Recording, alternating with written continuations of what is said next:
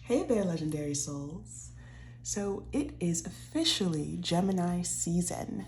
Happy Gemini season. Happy birthday to all the Geminis out there. And you know, Geminis get a bad rap. Some people love Geminis, and I think that's a beautiful thing because everybody deserves love. But some folks have such a hard time with Gemini season, and some folks have such a hard time with folks that have prominent Gemini energy. So today, because it is Monday, and because it is Moon Day, and because we are much more in our feels than ever, really, I think, on a Monday, I pulled some emotions cards to see what is going on in the collective, what is going on in the ether for us all. And the two cards that came up were lonely and grateful. And these two, they feel like they're opposite from one another. They feel like they're on two ends of the spectrum. And that is much of what Gemini season and Gemini energy can reflect. It reflects duality. It's represented by the twins in the zodiac archetype. And so Gemini season, especially because it's just beginning, you may be feeling some isolation. You may be feeling some loneliness. I've been hearing about a loneliness epidemic for so many years, y'all, as a mental health professional. And with the pandemic and the shift to doing mental health care virtually because of the necessity of it, it was very helpful for some people and very unhelpful for other people. And now that we're farther along within the pandemic feeling more like a normative experience for us all, I'm seeing the field shift yet again, and there being this push for in-person. And for some people, they're realizing, for some professionals, they're realizing that they really want to stay virtual. Some people are doing hybrid, right? There's a lot more freedom now to create and to cultivate the right experience for the client and the therapist. And loneliness still feels so heightened at this time. Loneliness is just one of those feelings that we can feel, feeling alone. It's one of those things that we feel at times. It's one of those experiences that we have. Let me also get the tarot cards out. But when it's pervasive, when it keeps staying with us, it can feel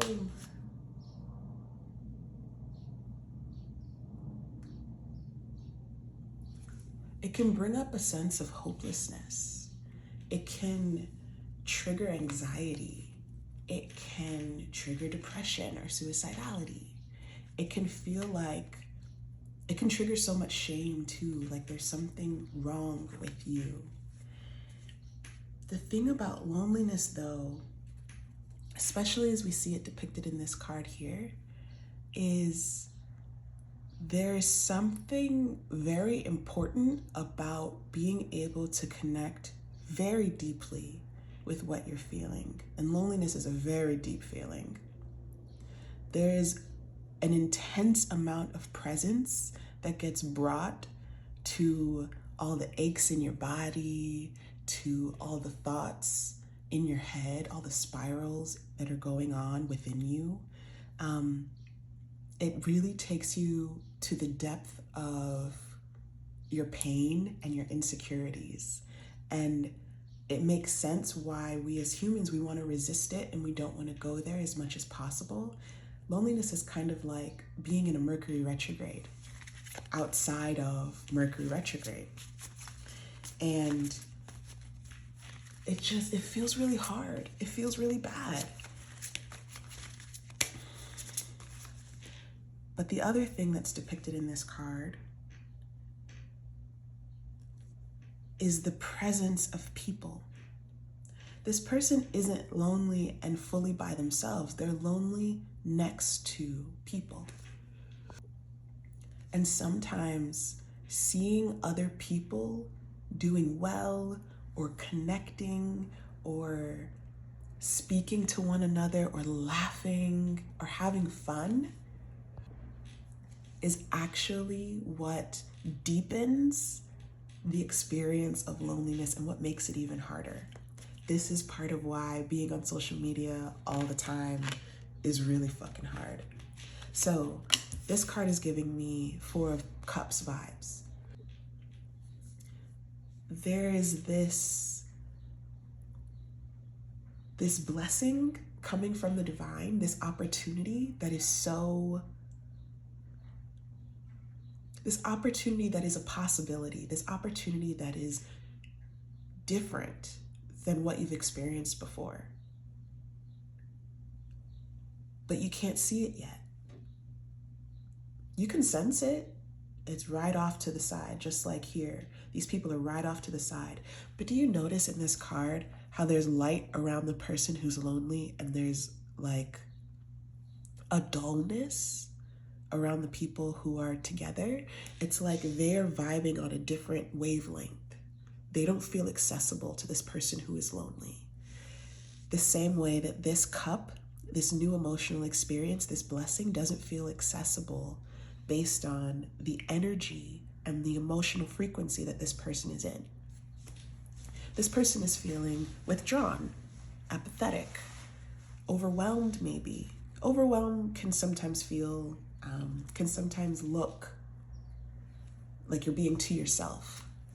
This person is very focused on what has already manifested, what they can already see.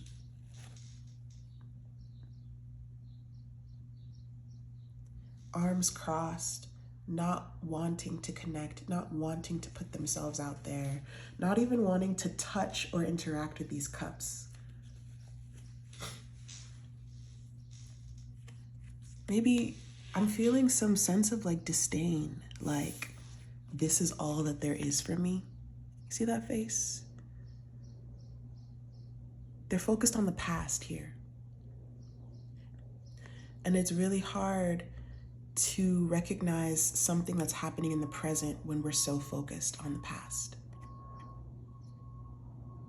Something from the past is really hurting you.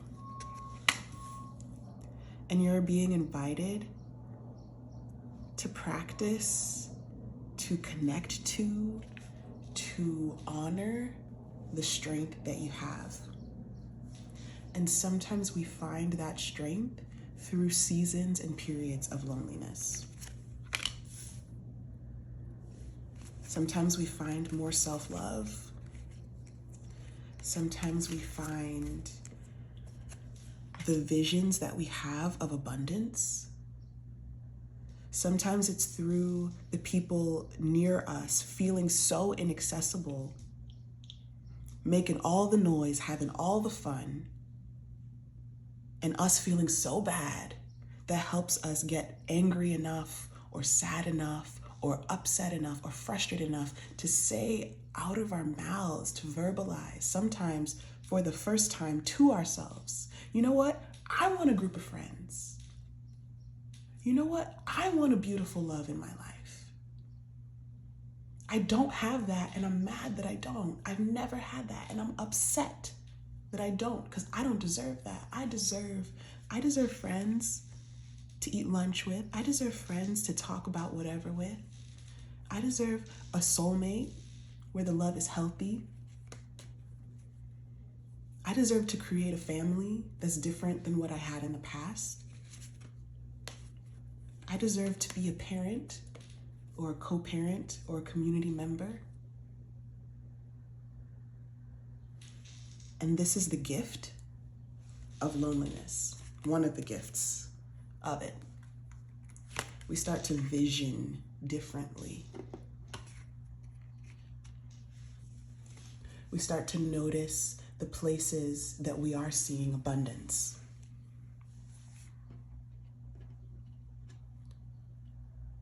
And we let ourselves feel the depth of the emotion that is connected to the lack, but we also allow ourselves to dream.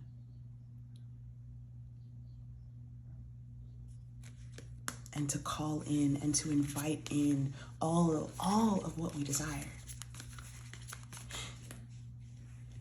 I believe that we create our realities through our words. And sometimes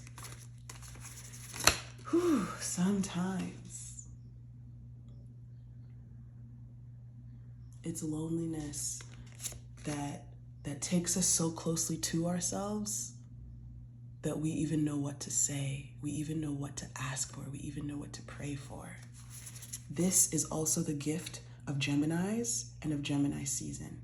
Geminis mirror our pain to us. Geminis mirror our insecurities to us. Geminis mirror our loneliness. Geminis mirror the possibilities that we could have. Geminis mirror how easily it feels like, we can just have fun. We can just connect. We can just follow our dreams. We can just speak from the hip. We can just say what's on our heart. No matter what happens, no matter what anybody feels, there is a freedom that Geminis and Gemini season offers. And it can be triggering to see someone be so free and to experience this invitation of freedom. And it can trigger up all the past times that we didn't feel free. So the next time somebody says they hate Geminis, or the next time you want to say you hate Geminis, remember this. All right, so let's see. I want to pull from my Hoodoo Tarot deck to see what our ancestors have to offer us, what they're saying that we can be grateful for if we're in a season of loneliness right now. We have the grandchildren, which is the star card.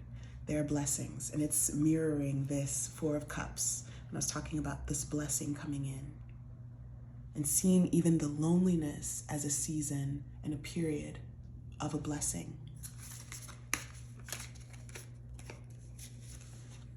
We have the Seven of Coins. Something to be grateful for. The virtue of patience. I always used to wonder why they said patience was a virtue, because it don't feel good. It doesn't feel good to wait. But have you ever noticed that the people in your life, whether they are elders, whether they are whatever way you deem them successful, like deeply successful on like soul levels, have you ever noticed that some of them are very patient people? They're very allowing people. They don't assert themselves too much unless the situation calls for it. There is a strength that comes through having to wait longer than you want to. And I think this is part of what adulting is as well. Part of adulting is all the tasks and all the things and all the bills and doing all these things we don't want to do, yes. And feeling very overwhelmed in the process, yes. But part of it is also having a different and a new relationship to time, and to recognizing that everything really does work out at the right time that it's meant to for us and for our journeys. If we've lived long enough, sometimes we get to learn that nothing, no matter what it looks like, no matter what it feels like in the moment, that things just kind of are always working out. And we only know this typically through hindsight, through looking back, through reflecting. So again, if loneliness, this Four of Cups energy, is putting you in this position where you were so focused on the past and it's really hurting, know that there is also a blessing in that. Because once you do feel ready to accept this blessing, once you do feel that your arms can uncross and you can receive it, whatever is presently coming in, I'm not even talking about the future yet, whatever is presently available for you, once you're ready to receive that, you're gonna look at the past and be like, wow, I really waited. I waited for that amount of time. Wow, maybe I am more patient than I used to be. People used to tell me I was so impatient, but maybe I'm more patient now. Huh. Or during that time that I was waiting, I developed this strength. I learned this about myself. I grew in my self-confidence. I grew in my tact. I was able to speak when I wanted to speak, and I was able to hold off at other times when it didn't feel relevant. Wow. I really see that I'm growing up. You know? So another thing that we get to be grateful for is the emotional stability and the emotional maturity that we have now at this time. No matter where you are in your mental health journey, and it is a journey, and there truly are no destinations, because what's the fun in that? There are pit stops, there are places to celebrate, there are milestones, there are achievement markers, there are labyrinths, there's so many things on this journey, so many things on this mental health journey. Wherever you are, whether you're feeling really good about yourself and some of the things that you've learned and some of the ways that you've been growing, or whether you're really feeling that loneliness and that sadness and that regret, and you're looking at the past like, dang, I should have, I wish I did, I could have, or whether it oscillates. Gemini season, it may oscillate, it may go back and forth. You might find yourself in one place one day and the next place the next day, or a couple hours later. Wherever you are more emotionally mature than you used to be. You might be in a place where you allow for the oscillation, whereas maybe in the past you would have been very shamed by the process. You may be in a place where you can celebrate yourself, which is a beautiful thing.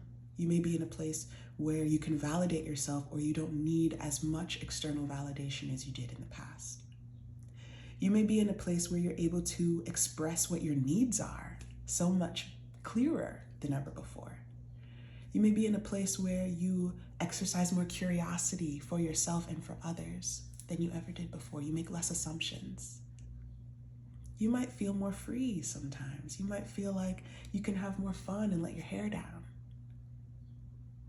There's something, you might also, this is a really big one, you might be less avoidant of the things that are hurtful, of the things that hurt your feelings. You might let yourself cry more and be like, ooh, ow, that really hurt. You might be able to tell yourself the truth of your experience more than ever before. Wherever you're at, know that you are more emotionally mature than you've ever been. And that is worthy of your gratitude. That is worthy of your acknowledgement. Let's see what else our guides have. Ooh, the Daughter of Knives. Boundaries, boundaries, boundaries, right? Ooh. Boundaries are so interesting to me because they continue to be this lifelong experience. As you grow and evolve and transform, your boundaries shift, your needs shift. As you enter new relationships, as relationships mature, as relationships shift or ebb or phase out of your life, there are certain things that you may have needed in some relationships that you no longer, once your need is met, you no longer need in other relationships. So your boundaries are shifting. In the relationships that end or that shift or that phase out of your life, you might find that that thing that you kept wanting from that person, that boundary that it felt like they kept crossing, that way that it felt like your heart kept being hurt. Now that those relationships have shifted or phased out or ended, you might find that the people who are in your life now, or if you're in this lonely season, right, the time that you're spending with yourself, you might find that it's a lot easier to get that need met. You might find that there was a resistance within that relationship because of who that person was, because of where they were in their journey, because your journeys were not aligned in this way. They were never meant to give you that thing, which is why they could not give it to you. You might find that there was something inside of you that said you didn't deserve that thing. Even if it was the smallest little voice, there might have been a part of you that said you didn't deserve that need being met. Hence, partially why you stayed within that relationship. But this new vision of relationship, it lets your shadow run free. It lets you have the harmony and the beauty and the togetherness and the triumph and the beauty. And also, you get to be in the shadows. You get to have a bad day. You get to say what you need to say. You get to withdraw when you need to. You just get to be the fullest, authentic version of you. And there is a freedom in that, right? You see the theme of Gemini season? And lastly, we have Big Mama, the Sun card. Something else, something big that you get to be grateful for is every good thing that has ever happened in your life. Every good thing you have ever witnessed in somebody else's life. Everything that has ever happened in your life, whether you consider it good or bad or neutral, you get to be grateful for all of it because you're here. You made it through the experiences that were so difficult. You are stronger, you are wiser, you are present, you are capable. You have today to look forward to. You are in your body. Your guides are here with you and they love you. And they're not leaving your side. So no matter how lonely you feel, no matter how deep this loneliness is taking you into your insecurities and the pain and the traumas and the triggers and the anxieties and the depression and the not wanting to exist thoughts, please know that your guides are surrounding you. They are encouraging you. They are lifting you up. They are here for you. They're ready and willing to listen 24/7. They don't take breaks. They are the on-call therapists you have always needed. They are the parents that you always wished you had. They are the siblings and the cousins and the extended family that you have desired and wanted and wished for. They are always present. They are always present. They are always present with you. And they care as much as you care about what you're going through. So be grateful for that. Be grateful for the ancestral and spiritual community that surrounds you, that fortifies you, that loves you, that cheers for you, that celebrates you in your big wins and in your small wins.